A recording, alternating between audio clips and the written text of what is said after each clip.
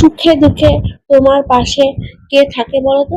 হ্যাঁ, প্রিয়জন তো হয়তো অনেক প্রিয়জন থাকে না, অনেক প্রিয়জন থাকে, কিন্তু আমি বলবো তোমার ছায়া তোমার পাশে থাকে, মৃত্যুর পরেও থাকে, যতক্ষণ না তোমার শরীরটা নশ্বর হয়ে যাচ্ছে। তো সেই সব কথা ছাড়ো, এখন আমাদের বাড়ি ফেরার পালা। হাসি অলরেডি বেরিয়ে পড়েছে, আর হাসির কাকা ভ্যান ধরার জন্য রাস্তায় দাঁড়িয়ে রয়েছে। সেদিনকে কিন্তু প্রচন্ড পরিমাণ গরম পড়েছিল, জানো তো বন্ধুরা। তো চলো বন্ধুরা, আমাদের এখনের গন্তব্য কোথায় বলতো? হাবড়া স্টেশন। তো দেখতে পেয়েছি বন্ধুরা, সন্ধ্যেবেলা হয়ে গেছিল আর দোকানপাট সব খুলে গেছিল। জায়গাটা কিন্তু প্রচুর জমজমাট।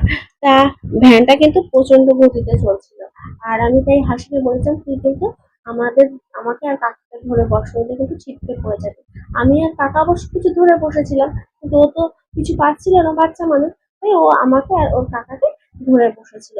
তো যেতে যেতে আমরা সেই যাওয়ার সময় যে তোমার প্যান্ডেলটা হচ্ছিল, সেটা পার করে আবার হাবড়া স্টেশনের দিকে রওনা দিলাম।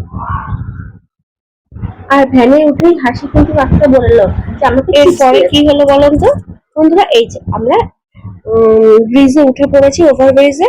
আর ওইদিকে একটা তোমার স্টেশনে দেখলাম, মানে 1 নম্বর প্ল্যাটফর্মের দিকে দেখলাম একটা বনগাঁর দিকে যাওয়ার এসি ট্রেন। তোমরা কি এসি ট্রেন দেখেছো? দেখেছো তো, কিন্তু আমি এই ফার্স্ট টাইম দেখলাম, কারণ আমার তো বাড়ি থেকে বেশি বের হওয়া হয় না।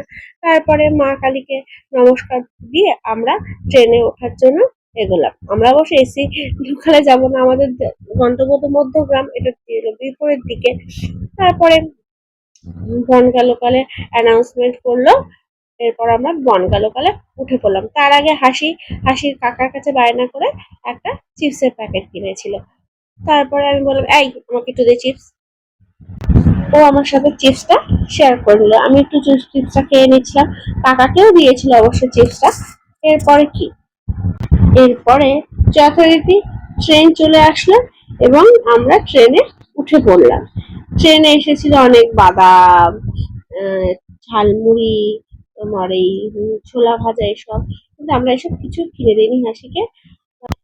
এর মধ্যে উঠেছিল একজন, মানে দুজন লোক, ক্লিপ, গার্ডার, ক্লাচ এসব নিয়ে। তা আমি সেখান থেকে হাসির জন্য একটা তোমার দুটো ক্লিপ আর একটা হাতের ব্রেসলেট নিয়েছিলাম। ওর কালেকশন গুলো বেশ ভালো। হাসি আর আমি উঠেছিলাম তোমার লেডিস কম্পার্টমেন্টে, আর হাসির কাকা উঠেছিল তোমার জেনারেলে। তারপর যথারীতি আমরা মধ্যমগ্রাম স্টেশনে নেমে পড়েছিলাম। মধ্যমগ্রাম স্টেশন নামতে গিয়ে আমাদের বিপত্তি হয়েছিল, কেননা স্টেশনটা নিচুতে ছিল। তারপর যথারীতি আমরা উজ্জ্বলদার বিরিয়ানির দোকানকে পেছনে ফেলে চলে গেলাম অটো ধরতে। অটোর মধ্যে আমার হাসি একটা প্যাকেট ফেলে দিয়ে রেখে দিয়ে চলে গেছিল। তার মধ্যে বিশেষ কিছু ছিল না, ওর একটা জামা ছিল। পরে অবশ্য হাসির বাবা অটো ওখানে গিয়ে নিয়ে নিয়েছিল পরের দিনকে।